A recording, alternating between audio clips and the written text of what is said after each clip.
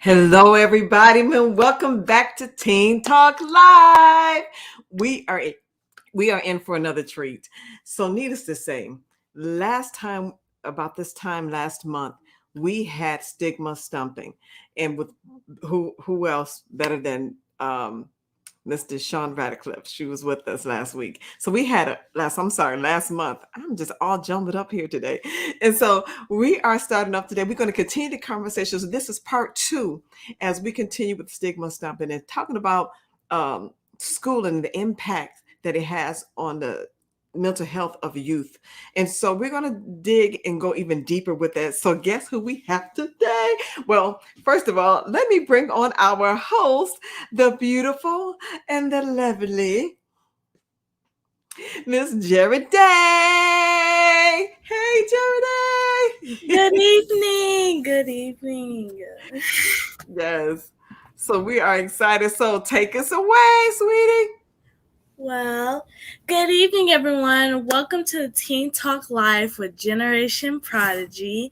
My name is Jared A, and I am your host for tonight. Our guest mentor for tonight is, I'm sorry about your name, DeShun Radcliff of Stigma Stomping, Part 2. You can all view her clips of her live broadcasts on Instagram and Facebook. Tonight, we will continue the discussion addressing mental health and stigma faced by teens. If you are a teenager or the parent of a teen who battles with depression, low self-esteem, anxiety, and the list goes on, this broadcast is for you. Please join the discussion via YouTube at Generation Prodigy TV, the chat box, and share it with others.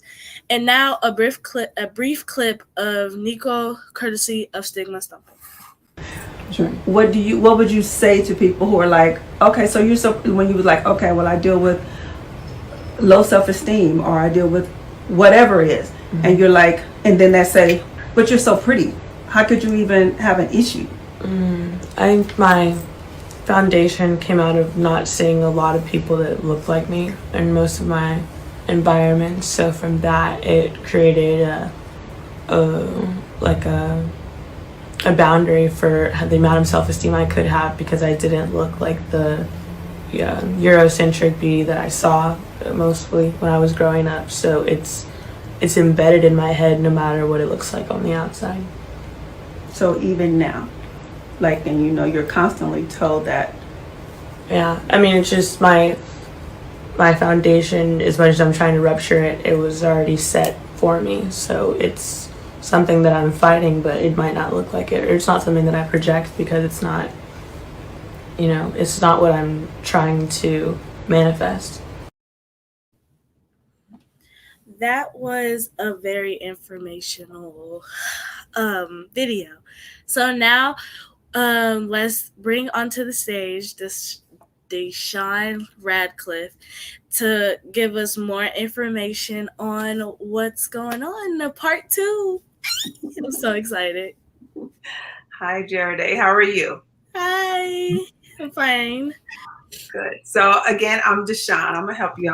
I wrote your name down phonetically so that I can make sure I said it correctly. So I understand having issues with pronunciation. Believe me, I'm DeShun, and I brought one of my favorite people in the whole world here with me, Dominique, my daughter, so that she could be available to give an even better and more. Even a better, grasp and more authentic, capture of this, because this was her experience. She can relate more relative. That's the word I was looking for, because she lived through it, and she's I guess you're a teenager for a few more minutes, just a few. But this is a lot of what she has experienced is what encouraged me to be here today, to be doing this. So we're here. We're still talking about stigma stomping. It is still a passion for me. I struggle with different issues myself as a 52-year-old lady. But watching my daughter have to deal with some things, and even other people, there's so many people who are affected by different stigmas and stuff like that. And I think that it's diminishing and cheapening their quality of life. So I'm on a mission. Can I change the world? I'm going to try to. I'm going to do everything I can to make noise and hopefully encourage people to speak up, to talk up, to do what they can to get the help that they need. So yeah, we're ready. You got questions? We're ready to share with you. Let's see. Sorry. I wasn't mentally ready. But one of my question is like, so what is your like what would you like to tell like teens that's like dealing with depression, that is dealing with depression? It don't have to, and Jesus, and don't know how to like deal with it or like know what to do in like that certain situation. That question for me or for Dominique? Either one can answer. I mean, Okay, for me, what I would say from the outside looking in is hopefully keep talking. Talk to someone. Don't think that you have to handle all of this and take all of this on by yourself. You are not by yourself. There is someone who can relate. There's always someone who's either experiencing it with you or have already dealt with something similar to it or know someone or is connected to someone. It's just like, please don't think that you have to take all of this stuff in on your own and try to figure it out. There are trained people, there are mental health care workers, whether you can find them through speaking to someone or looking online or talking to a parent, person in your village, somebody like that, to just say something so that someone can see what they can do to get you the help that you need. But if you don't say anything, a lot of times people can't figure out how to reach you. Thank you. This one is for, let's say it wrong, Dominique. Dominique. Doing well. How did you like? I'm not saying if you had depression. I don't know. I'm sorry, but how did you like deal with it? Like, what was your coping? What was your go-to? In a very unhealthy way, I found a way to make trauma funny to me. So if anything would happen, I would find that it was overwhelming for me to deal with if I took it, to heart or if I allowed it to get to me. So I would just laugh about it. And, it started as, I thought it was helping me, but then I realized that it ultimately wasn't. So it is a good coping mechanism for the present, but for the future, it can be damaging. So I think once I found that, it was not helping me, then I was still at a place where I didn't want to seek help. So I would still just, in another way to help myself for now and not for later, I would just choose not to feel. So if I don't feel it, it's not going to hit me. And again, that would help for the moment. But then, I'm 19 now and I'm feeling things that happened when I was 13, 14 because I didn't allow myself to process them. Yeah, I feel you on that one. This is for DeShun. I'm struggling. I'm sorry. So, as a parent, how did you what's the word? How did you like help your daughter? Like how, because some parents don't know what to do or how to help their child or what to give them when they are depressed or ADHD or any mental health issue. For a long time, I wasn't able to effectively help her.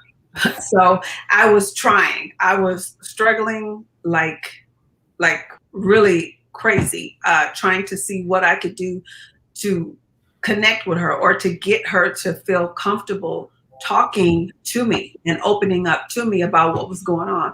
I could clearly see behavioral changes and her isolating herself, and just kind of being, she'll be around, but not necessarily present, not necessarily, like in there. And so that was very frustrating, very difficult for me, and me kind of taking it personal as a parent. I was like feeling rejected or whatever, but it was just like I was trying to help her, but I wasn't equipped. And I'll say that over and over again. I was not equipped with enough knowledge on how to be able to see, okay, this is something more than a phase, something more than hormones, something more than just something that's just gonna fly by.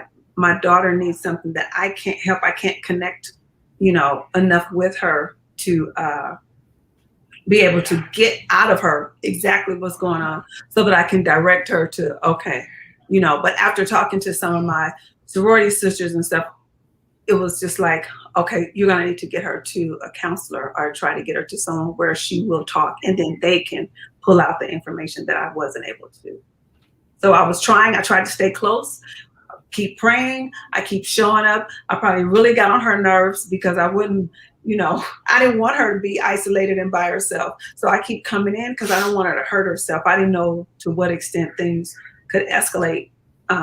So I just kept trying to be present. But was I necessarily effective? I don't know. Well, now let's go further with our discussion about identity crisis as we as teens face. Let's watch this next clip. If I would have spoken out or said something or stood up for myself in that environment, it would have completely estranged me, and I would have been exiled from the social, like, the area I was in, the group I was in. So I'd go somewhere where you can see more people like you, or kind of depend on family events and church to find your identity there. And school would just be an outside thing. You don't base yourself there. So would you give us more information about that video? If that's okay with you? Yeah.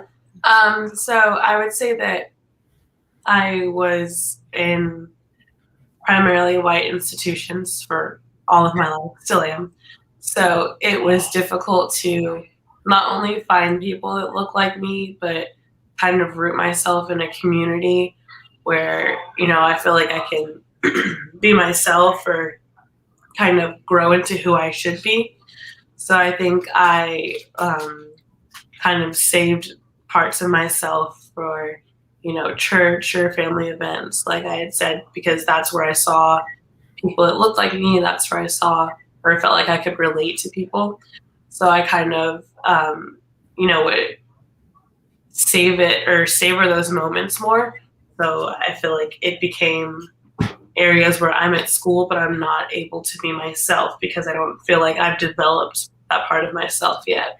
So when I was at school, I was in a position to be, the token Black person because I wasn't authentically Black because I hadn't developed that part of myself yet. And I just think that was really dangerous in, how my foundation was built, because it was, kind of a double life, and it wasn't something that I would recommend. I think that it was really detrimental to me because it was having to live out two separate personalities, and one was, not yet finished being or becoming who I need to be. Yeah. How, in school, how did you everybody acts differently, but if you don't want to share this, that's fine. But everyone acts differently. I act differently, my sister acts differently, going through depression and ADHD and all that stuff. So how did you react? How did you do things in school? Good, bad, ugly, pretty? Do you mean academically, socially? Um, mentally? it doesn't matter. Anyone. It's mostly, I want to know mostly academically, but you can do socially too for like other questions. Yeah, I feel like it was evident to me early on that I was going to have to work harder than everyone else. And I kind of found comfort in knowing that I was doing better than most people. So if I was in a place where, I kind of prided myself in doing well academically, so I would be in the advanced math group, or I would be better at writing because I knew I had to do better than everyone else. And it still wouldn't have gotten me the recognition that I say my, white counterparts would have gotten. But it helped me to know that I was still doing better than them. And I guess in a way that felt like my leg up on them because, yeah, I might, be lower on the social scale because I'm Black, but academically I was higher than them. So I think that kind of balanced it out in my head. Yeah, it's like the opposite with my school. We're more like a higher rank with academics and sports. Yeah. And like on the socially level, we're like down here, but like sports, we're like all the way up here. Yeah. So it's just like, me personally, I feel better when I'm doing sports because that's my power. That's how I can be in control instead of like me walking the halls or anything. And math is my strong suit. Like that also makes me feel like I'm power, like I'm strong. Like it's nothing on me, honestly. Yeah. So that's how myself, how you was going through with your like academics, that's how me, sports and like math was my strong suit against everybody. Yeah, I think I did do dance, so I found that I felt better about myself when I succeeded in that field. So I had made it to, the highest level of dance, and that made me feel, because it was me and my best friend. We were the only Black people in that level. So when I had made it there, I did feel better about myself, even though I didn't know that, in a way I was killing myself. I was dealing with body dysmorphia. I had low confidence. I was having trouble eating and making friends, but I was in the highest level. So it's kind of a sacrifice, a give and take. So I think I was sacrificing myself to feel like I was doing something better than most people. Did you feel like there was like more competition on yourself? Because that's how I felt like in school. Like I felt like there was more, I had to compete more for like, to like be Black or to be African American. I have to like be more because I'm the only Black kid in my math and English class. So I have to feel like I have to be on top of A game. I have to be all A's. I have to do that. Do you like, because I get stressed. So I want to like, is there anything you would like to say to me when like I feel stressed or I feel like I have to compete for everybody to like me? Yeah, I think that now I'm in a place where I know that the behavior I developed to get ahead in school was detrimental to me, because now I see a lot of people in my life as competition, and it's hard for me to trust people. I think definitely on top of the issues I already have concerning, relationships. I think it's difficult. So I think right now what you kind of need to do is not only just focus on yourself, but if you are able to find a community of people that look like you, kind of, take root in them, be grateful for them, and share your experiences with them, because that's going to bring you guys closer together. I think a way that me and my friend, one of my best friends became so close now is because our freshman year, we were just like, I'm tired of straightening my hair. Like, I want to know what my natural hair can be like. It was, she was going through the same thing. We were like, this is heat damage. And that was one of the first things that we ever bonded over. And, now she's across the country and we're still really good friends. But I think that you guys have to start talking about these things because everyone's going through them and no one's saying anything. Yeah. Yeah. So like, as a parent, how do you approach these things? Like, when you see your child struggling academically, like how do you help them, or how do you like approach them in a certain manner? Okay, so academically, yeah, I couldn't do that work they were doing. So I'm glad that she was doing very well. Academics didn't. It wasn't presented as a struggle, because she would. I guess if you needed help, you would get the help you needed. Talk to the teachers or whatever. In that school district, they did have a lot of resources and different things in place, and she is one who will speak up if she needs help. Or academically, it was not an issue. So I'm grateful for that, because I definitely couldn't sit down with her and help her with her homework, especially math. Mm-mm. Now, English, maybe grading, looking over papers and stuff like that, editing papers, I got that. But yeah, that math stuff wasn't, or science. So I'm grateful to God that she was doing great in that.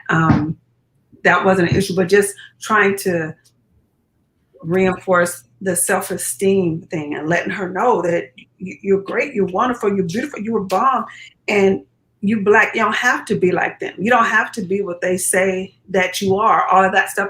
But it's hard, because it's easier said than done, of course, because I can say that, and at home we're trying to reinforce that, and in the different settings, whether it was church or family or just hanging out, whatever, we're trying to encourage that and nurture that. But still, she's in school for however many hours a day, every day.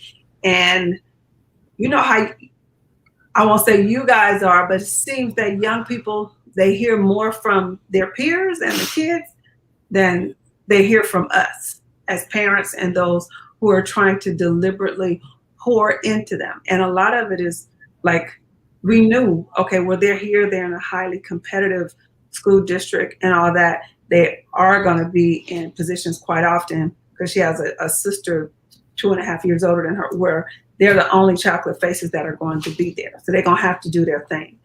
But trying to get into their head to be proud of who they are as a Black woman. And I did definitely let them know, you're always going to have to outperform, you know, in order to maybe get close to the amount of recognition they're going to get when they're not even at your level. I hate to say it like that, but that's the way the society does that. And I lived that myself. As a deputy sheriff, I had to be way over the bar to get the same amount of recognition as a guy who could be subpar, not really doing nothing, but they're going to get elevated because I got this Black face and I'm a female and they're not. So, yeah, I'm grateful that academics wasn't an issue, but trying to constantly, deliberately pour into our girls that be proud of who you are. You know, you can do whatever. You can compete with these people. You still bomb. You still whatever. I don't care what they say, what they do, but saying it and trying to give it to them and them accepting it and living it, a whole different thing. So it's a constant and a very deliberate pour of trying to pour in positivity, trying to pour in self-esteem, trying to pour in as much love and foundation as we could. But it was still, we could pour it in there and send them out. But then when they leave, they're going into the ring with all of that. And however these people are raised and however they present themselves. And so it was like this a lot. Yeah. I feel you on that, because I feel like there's a lot of stress on my parents.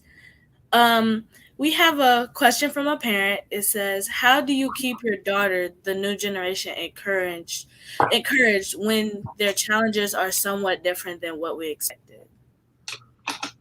How do we keep them encouraged? Yes, I think that's the question. One thing, I try to keep talking.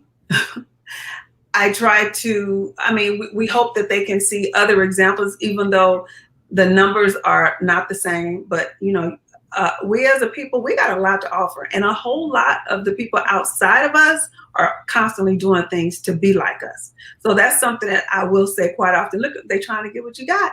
They're always trying to do whatever, imitation. They're trying to imitate you. That's the best form of flattery. They're constantly trying to do, whatever. And just telling them they're doing well and their best is enough. Practice makes better. Some people say practice makes perfect. I don't know. Some things I practiced a lot. I did not become perfect, but I got better. And to try and continue to push them back, push them back in the ring to reset. Okay, you didn't do as well as you wanted to in that, but it ain't over yet. Go back, show up again, keep showing up.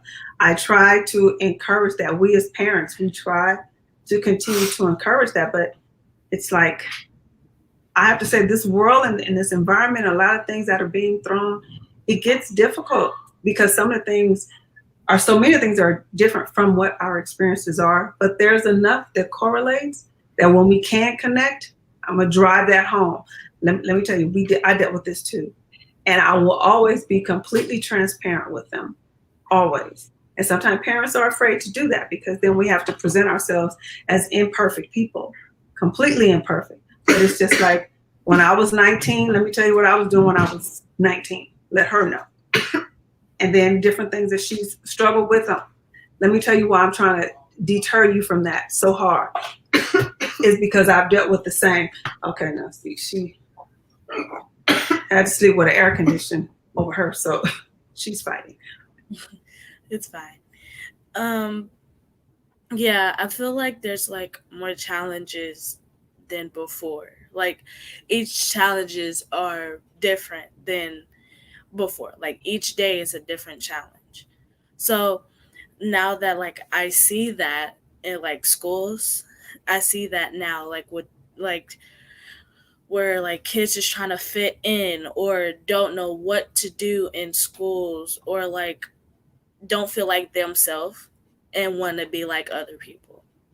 So like how do you like, so as a parent, when you try to like feed on some positivity into your kid and then they go out in the world full of negativity, how do you help your child to keep that positivity in their system and their mental awareness? Well, to be completely honest, some of the things, it's like, because you guys are subjected to so much stuff that, all this technology is so many things that are coming at you that we did not have to deal with. All I can do is be totally transparent. I wish I can tell you exactly how to deal with this, but baby, I don't know either. But what we can do is keep talking about it. We can pray about it. We can talk to other people about it. We can be honest, because it's some things, it's like, sometimes I feel hopeless myself as a parent because we're just like completely bombarded with so many things that are negative, so many things that seems to take, it's like a sucker punch. When you think, okay, we've gotten to this point, then we get hit by something else from a different direction. So being completely transparent, sometimes I have to admit, I don't know. Let's try to get through this together. Let's try to encourage each other together. Let's try to, you might say something that's encouraging to me when I can't encourage you. I feel like you're never too old to learn and you're never too young to teach. So I'm open. And I learn a lot from my girls. I do. Yeah. I personally don't have any questions. Is there anything you would like to say or anything? Me? Like any of you guys, like Dominique or I would just say definitely try to find strength in your community. They're going through what you're going through, and you have to talk about it. You have to talk about it. And it's okay. It's okay. Yeah, it was a good point that bring myself in. It was a good point one of the parents made was about our generation experienced things a little differently. We didn't have social media. In fact, we didn't have computers to halfway through our lives. And so I just want to briefly, bring, on to introduce also, we have one of our mentors, Mr. Robert Nicholas. Hey, Robert. You're on mute. You're on mute. um, yeah, it's on mute. So I'm gonna see if it can. Okay, I unmuted you. There you are. Good evening. How's everybody? I got down on the middle part to tell in, but sounds like they're very good. Can you turn up your volume a little bit?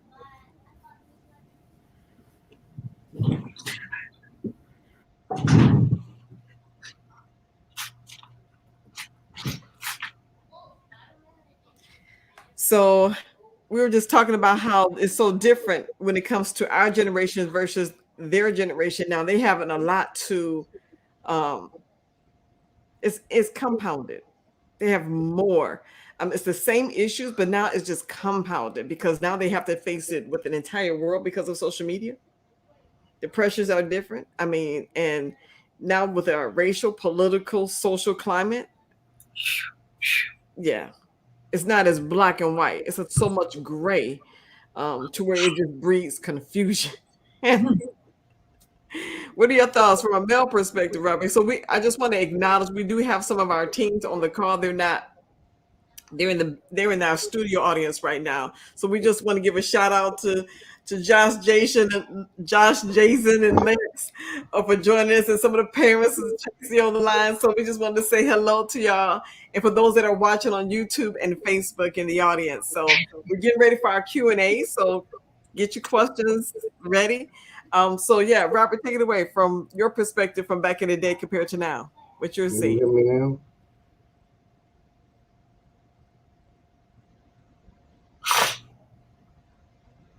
I heard you.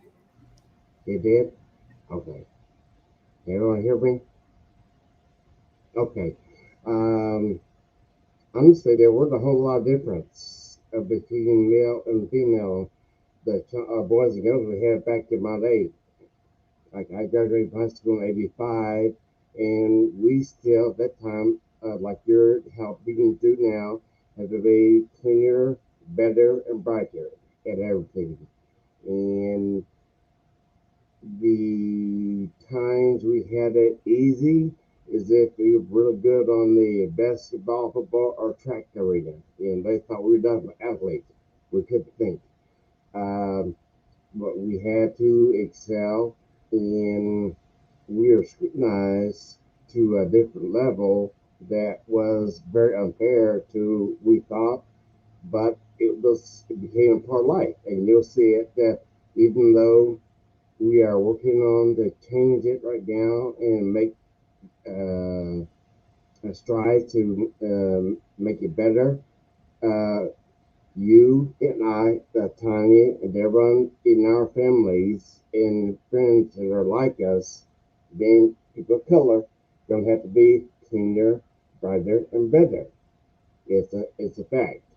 Um, they will be your friend. I'm gonna tell you honestly, they will be your friend until you move in next door or drive the same car they do. And things change. Because all of a sudden you're equivalent. They expect you to run touchdowns and dunk basketballs and jump in the air 40 feet in the flips and entertain them. And that they forget we have a brain just like they do. And we have goals in families to provide and goals we want to achieve. So um, everything you all were talking about was very true. It was a little bit more prevalent back in our day than it is right now, but it's still there. And as you go to college and you enter corporate America or entrepreneurship, you find it still there. You go to a bank, it's still there. You go to get the job, uh, Saleh Joe and Jimmy Joe sitting in the corner, uh, showed up late 3 days a week and went for coffee breaks at a Starbucks twice a day and got exceeds expectation. You turned everything on time, saved the coveted money, uh, and you just did everything above and beyond the call of duty, and you got meet expectation, or you are put on a performance plan to improve in certain areas. So get ready for it. I mean, it's getting better, but it's still there. And you see it on the streets, how we're treated, you know. And I'll stop there because some of that hits the personal note, but I'll stop there. But I'm proud of you because you're recognizing the challenges ahead of you. You've addressed them very well right now. You're light years ahead of where I was back then. In my day, when I was in entering from junior to senior high, or Right. senior high, going to college, and you're going to do quite fine. You're going to do quite well. I But think that's half the battle right there, what you said, Mr. Robert, because I mean, for her to be able to recognize this at this young age, mhm, um, fresh out of high school, preparing to entering college, yeah, and to be able to recognize some of the things that took place, to be able to notice some of the challenges that existed, and to be able to know that, okay, this is what I've been working through, this is what I've worked through, this is what you need to do, this is what how I was able to, you know, start the journey to overcoming it. Um, I think she's light years ahead than when we were, back in high school. Do you agree, DeShun? Yes, I do. I do. Yeah. I do. Because yeah, some of the things that are coming is just like to have a sense of awareness already. You're at an advantage because some of the things at that age, we were just coming out of high school, just hey, we finished high school, ready to go to the next thing, but not aware of so much stuff. It's so much underlying junk that they're aware of. They can see it politically. I wasn't tapped in like that. Politically, it was like, who the president? All right, whatever. You know what I mean? Right. It's bad to say it like that, but it's just like, but they're affected by things politically so much. And so they have to be aware and they can have discussions about it that wasn't on my radar. It wasn't. Yeah. Not agree. Now there was a clip that I did not show because it was like, to play the clip, it broke my heart every time I watched it. And I have like little boys in the background, but the clip was dealing with how some of the racial slurs, especially during Black History Month. I mean, just thinking about it, it bothered me when they talked about her legs and just the different comments. Because I don't know if, Jared, you can relate to any of this or not, or just some of the topics when it comes to Black History Month, how individuals of different races, if racial slurs are made toward you, because it is just not cool. Is that something are you okay to share or talk about a little bit about that? Because I know Nico had that experience, and if she's able to talk about it a little bit, I would love for her to share that experience, because I'm sure others are experiencing it but may not have the opportunity to talk about that. Yeah, I deal with it every day. It's not just Black History Month. It's worse Black History Month. It's not as like every other day, but I deal with it every day. Like, well, before like any Black History Month, it's little things like they'll scoot over or like they look at me funny or anything. But like Black History Month, it was like, oh, you'll be a house slave, or I could beat you, or like I wish I could hang you from a tree, stuff like that. Like you should go run away so I can kill you, like stuff like that. And like it's worse Black History Month when they're learning about the history of like Black history and like Martin Luther King and all that stuff. And it's just like, I'm just like, one day I'm just like, I'm overwhelmed. I don't know what to do. Like, I can't control it or anything. Like, I can't control my color. I can't control anything. I can't control my skin color. So it's just the fact that like some people is like, oh, you deserve to die because of your skin color, or especially since this police brutality thing happened. Ever since that, going through that with George Floyd and going through school with that, it gotten worse. It was like, he deserved to die. You should have been there because you could have died too. I wish I could strangle you. I wish I could do this. I wish I could do that. And these wishes feels like threats to me, where it feels like, what if it actually happens one day and I can't say nothing? And what if I go to the bathroom and now I get strangled because I'm Black? So it's gotten to the point where I don't know what to do, or I can't talk to people about it because I don't know how to like inform them, especially my parents. I don't want them to be like, I'm gonna take you out of this school just for that, you know? I don't want it to like affect other people because I'm there for education purposes anyway. So I'm not really um what is it called? Like impacted by it.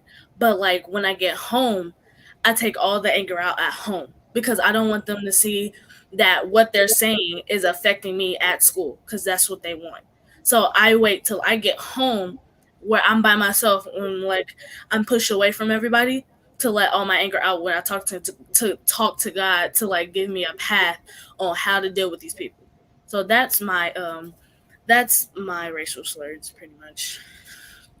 Nico, I think you would be able to really deal with this topic. And what would you share to Jared A. Specifically? Because I didn't know um, it was that much happening, and you experienced some similar things.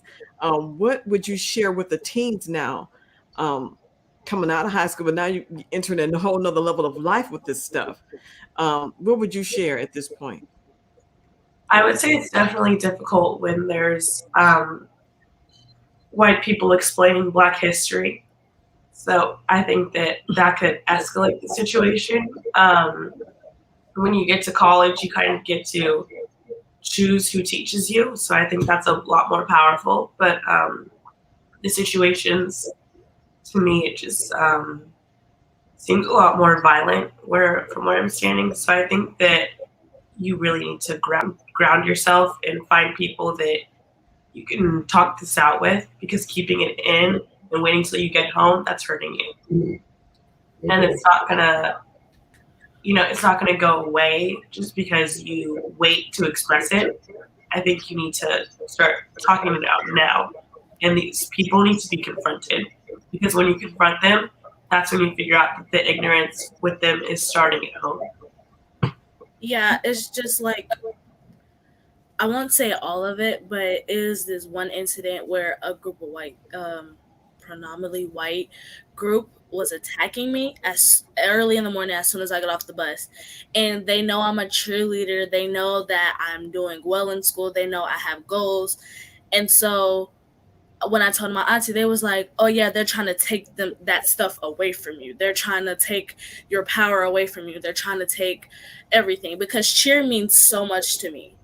And that one incident, if I would have physically reacted to that, my whole career would have been gone. My whole reputation would have been gone. So that's when my auntie make that understand, like, you can't give them what they want, because they want you to react. They want to get a reaction from you so they can take everything that you have away from them. And sometimes I feel like I don't know what to do anymore, because I can't give them what they react, but my emotions and my head is telling me to do one thing, but I can't do the thing because my body is telling me, no, you have a career to do. But it's like hard to like struggle, like hard to like juggle that all together. Yeah, if you can find a way to, I know it sounds bad, but take your emotions out of it. One of the things that I had said to one of my oppressors, I literally just said, why do you think this is okay? And it kind of like stops them in their tracks, because now they're having to reevaluate and you're coming at them not angry but calm, just trying to start a conversation. So I think that if you can find the power to just take your emotions out of the situation, because unfortunately you're going to be seen as the angry Black woman if you respond how you're provoked. So if you can find a way to do that, I think it's really important I found it, powerful to just have a conversation with them. Why do you feel like this is okay? Why do you feel like you need to make me a victim in this situation?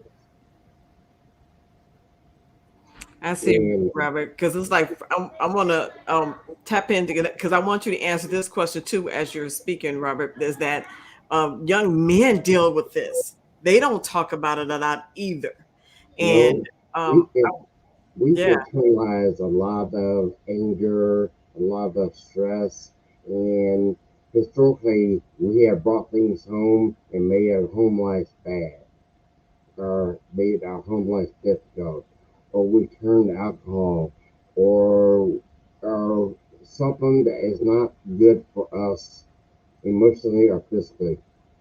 Um, I think her answer was fantastic when she just said, stay calm, let's ask one question.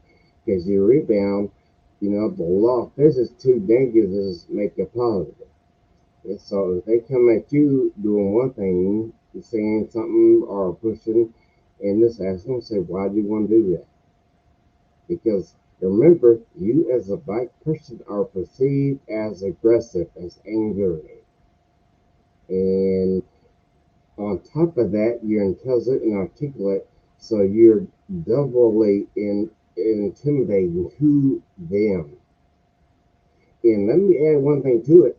Them could be one of us. Because oftentimes, we're our worst enemy. We have, black and black crimes, brown and brown, whatever like that. So, oftentimes, we have to it bans, it's not only the Caucasian race or the white Anglo-Saxon Protestant, but it could be Black Americans or Hispanic. Because if you're perceived as you're doing well and you want them, you want them. It's what their mindset. So, but I think her response is very good. You say, remain calm, protect yourself at all times. Let a physical retaliation be your last line of answer because you're always wrong. And they always catch the second person who retaliates in this situation. And but I would say one other thing, going back to oftentimes we're our worst enemy, or at times, is that you're going to go places and do things. Don't forget where you came from. Don't forget that someone helped you. Someone maybe not lent a hand or paid your path, but someone opened a door or introduced you to the right people. You do the same. Don't forget where you came from. I have a So, question for Nico. As you're talking, it just made me think that would you recommend for teens, especially if they're dealing with racial slurs and this is a form of bullying, to go to the principal's office or the teachers, or is there a worse sometimes impact as a result of going to them? Who in authority can you go to have assistance? I had to put myself in a position of authority. So I found that, they were starting this task force at my school. So I put myself in a position where I was the one advocating for myself. So it was me in the superintendent's office, and I was talking to him saying, this is your school. What are you going to do about it? And I was able to, create workshops for people to not only discipline them, but to educate the ignorance, because it's ultimately ignorance. That's where it's coming from. So I think that if you have like a BSU or something at your school, if you have just a group of Black students collectively, go to your principal, your superintendent. If you have a Black teacher that you trust, go to them. There's power in numbers. And I would say, as we went to the board meetings and also in PTA meetings, I would kind of disrupt kind of the Peace. all right, the peace, whatever, because sometimes different issues were coming up, and I mean, I'm mommy, so when she did share some things with me, it's like, so then I need to do something, because some of these things are, it's like if you've reported it or if different people are experiencing this and nobody is saying anything, then I'm like, okay, so this goes from a child situation to I think it's time for upper management, for the parents to get involved. So my husband and I both, we spoke at the board meetings, letting them know, because sometimes they'll know some things and sometimes they know a lot of things, but they're not willing to face anything because it disrupts their utopia. And we were willing to shut that down, or to at least make a lot of noise and bring attention to it. So it's like holding it in. I'm like, say something. Now she's better than me when she says take the emotion out of it. I'm still a work in progress on that as a parent because when you feel like your child is being hurt, sometimes you respond. Just my husband was better at that part. I'm the passion, and he was more able to stay focused and make things happen in a more professional way. But please don't keep quiet, because internalizing it is just it's not better. It's not better. It's not better. And so make noise.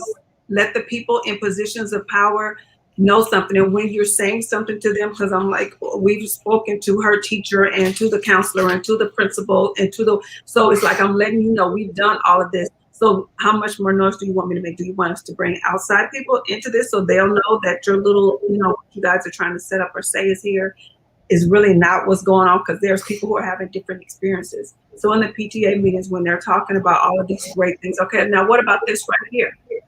Because this is also happening on your campus. So what are you doing to bring attention to this? So I would say make noise, talk to people who are in positions of power, but definitely say something and keep on talking. Just like sometimes you're talking to someone, it's like, okay, you the 800 number, I need to speak to the manager. Okay, you the only person, okay, keep going up until you get satisfaction. Somebody needs to hear what your experience is, because there's people coming behind you, and the hope is we can prevent them from having to deal with some of those same things. That's good. That's That's good. good. Don't I have forget what she said there is so true, because diversity and inclusion are one of the main objectives of today's communities and society. And if that's not happening, um, I'll look the parents, advise the kids accordingly, because I can have this, but this thing is a powerful tool. If a record or a video is a powerful tool, because that's not hearsay and not correctly scope of law. It's not hearsay. that's That is actual documentation of an event that occurred. It's an occurrence, and it can hide that, and you can't. And if you manipulate it, it can be shown. But if it's actual and it's happening, this can be a tool. And I still haven't learned when is the best time to pull that out or not. But I would try to resolve issues before I pull out that tool, because the camera can be a very intimidating piece of equipment right now. Because right now the cell cam is what got us justice for George Floyd. If it had been for the cell phone, that would never have happened. That would never been taken care of in a proper manner. We would have never known about it.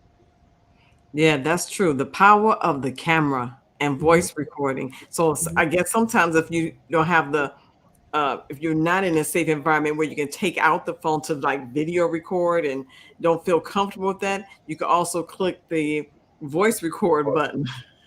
Yeah, because they can still hear, So I think that's a very powerful. Thanks, Robert, for that to bring that up. And for parents, here is a clip I would love to show of some advice that Mr. Sean gave on stigma stumping. Stay tuned. Watch this. Parents, listen to them. If they're saying something, listen to them. Let them know that what they're saying, you can validate that. You will validate that. And let their opinion or their perception be their reality. You do whatever you can to try and help them. But definitely, don't just focus in on what it is that you have as the thought. That's shutting them down. So please don't do that. Trust me, please don't do that. Do you want to name any of the stigmas that you feel like are yours or that you were struggling with during the onset or even up until however far you want to go? Yeah. Anxiety. I got diagnosed with major depressive disorder, low self-esteem.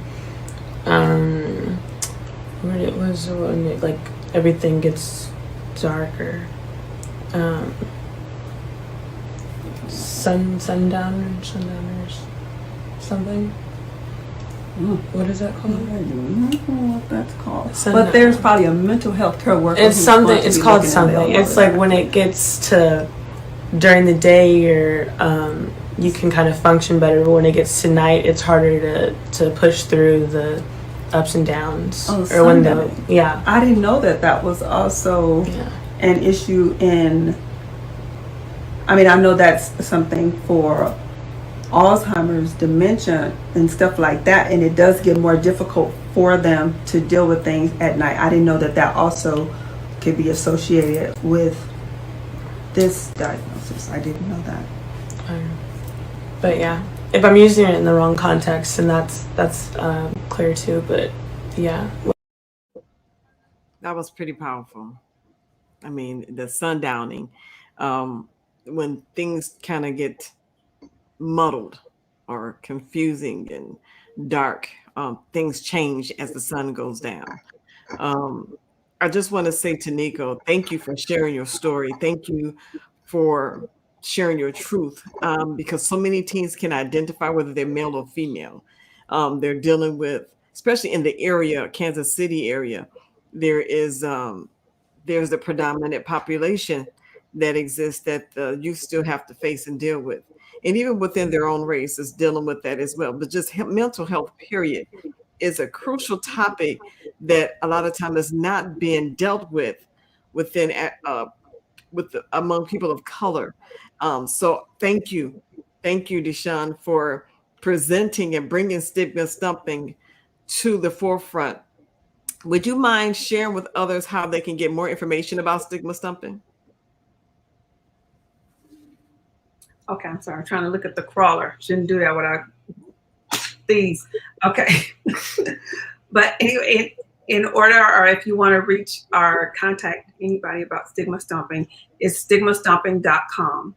And it's across the social media. It's Facebook, Instagram. We're just going to start with those two because a little bit out of time. But also everything, stigmastomping.com, that'll take you to the online information, to the online store, to the About Us, and stigmastomping.gmail.com is where you can reach me directly. So. Thank you. And I got my t-shirt because I think it's, as a mental health professional, I think it's crucial that it is tackled and it is dealt with, especially among our youth right now, because they are facing things that we didn't have to deal with in the same capacity. We just had the area of our home, school, neighborhood. Now that they have home, school, neighborhood, and all these social media platforms, which is broadcast to the world. Yes. So that's a whole nother level from school to school now. Some things it was more confined. Now it is not. And so the way our political climate has presented things, it has made it even more complicated. And so thank you, Nico, for educating, your community. And I think we want to empower our young people to be able to educate themselves. And so we can educate the community. So that's why I encourage teens to participate in our GP programs. I mean, because you're able to go on tours annually that help educate you about society, about life, about the political climate, so you can be aware. So just not only being book smart, but the experiential learning can reinforce some things in you to build your self-esteem and confidence. So when you speak, you know exactly what you're speaking about and what you're talking about.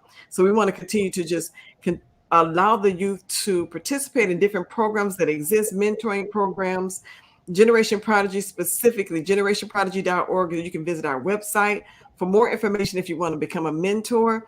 We're opening back up slowly but surely. We'll be back at the Kansas City Public School System, and we're going to launch out to different programs. We're going to start opening back up soon. So just stay tuned for more information. So for parents, so you'll be able to know where there's a live teen talk taking place. And we're going to keep the online platform. Do y'all think we should keep this online platform? Yeah. Okay, so we'll keep the online platform, but we'll start meeting back in person as well, because we do have people that watch that are in other states that are participating in the program as well. So we just want to say thank you. At this point, you shared in the video some words for the parents. Mr. DeShun, what else would you like to share with the parents that are watching, and for the replay that is going to come back? So for those who watch it on the replay, you can let us know that this, you watched the replay, and here's some information just from you, Mr. DeShun. If you could take it away, just a note to the parents, some of your observations and things you learned. Just a note: when you notice a drastic or either an ongoing gradual difference in your kids, please tune in. Please don't think that it's just something that's, like I said, just like a phase, because those were the things that I was taught culturally, and those were the things that I was taught in church. Not trying to put down anything, but that's what I was taught. It's a phase, it's puberty, it's hormones, it's all of those things. They'll be fine. They go through it just like everybody else. Sometimes it's more than that. Sometimes it takes prayer, and a lot of times you have to stay connected, even though it may seem like they're pushing you away or they don't want to be bothered. Please stay tuned, because what none of us parents want to do is walk in and find our teens or our kids in an uncompromised where the help is over, where we can't do anything. That's the absolute worst, and that was an absolute fear that I had for a long time. So it's just like, please talk. And a lot of times you have to show them that you're human. You have to show and give some skin in the game so they can drop their guards and feel like, oh, I can talk to you about something that I'm dealing with, because you may be able to relate. If they can't see you as a relative, they're not going to share with you. They're not. And that's the last thing that we want, especially as parents. We can be all this great things to everybody on the outside, but if it's not working at home, it's not working. So please listen to your kids, talk to your kids, and encourage them.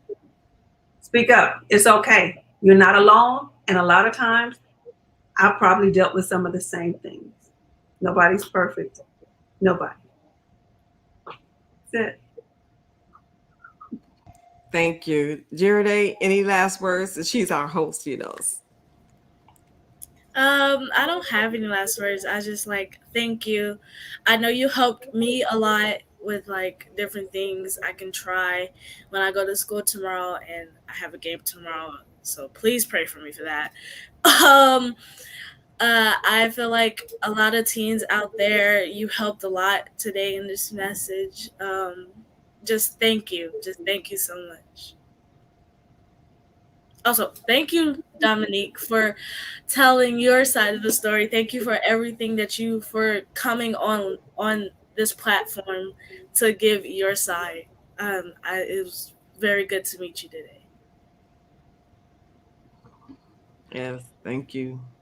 Any last words, Dominique, that you would like to share? Thank you for having me Jared, just make sure to stick by your people and talk through it. We're really not the enemy. We're not the enemy.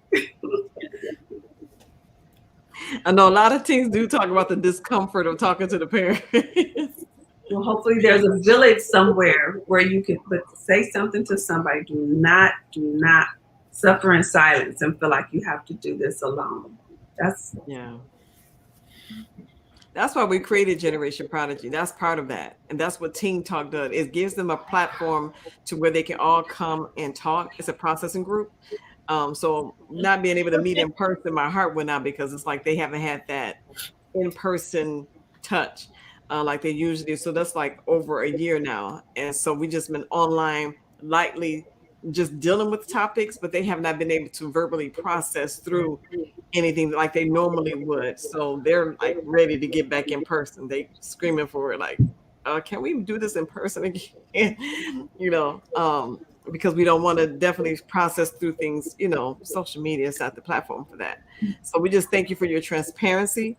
We thank you for advocacy. And I'm definitely like there. Any team, you're facing something, you can let me know. You can shoot an email to generationprodigy@gmail.com or info@generationprodigy.org and communicate with us. Drop us a line, or you can just visit our website at generationprodigy.org and send us a chat. Communicate with us. And if you're in a different state, we can create a Teen Talk in your area. We do trainings. So feel free. And I think, Stigma Stomping would be a great group and branch for Dominique. You'll be great talking to some teens as well, because your experience is so raw and is real. And I think your solutions, the way you're able to handle things and come out of it, is powerful. I would encourage you to consider, speaking, inspirational speaking. Seriously.